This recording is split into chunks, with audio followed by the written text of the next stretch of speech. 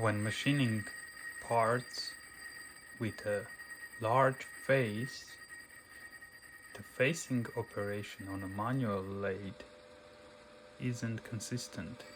It does not provide smooth surface. So in that case, what we do is we automate. And here's how.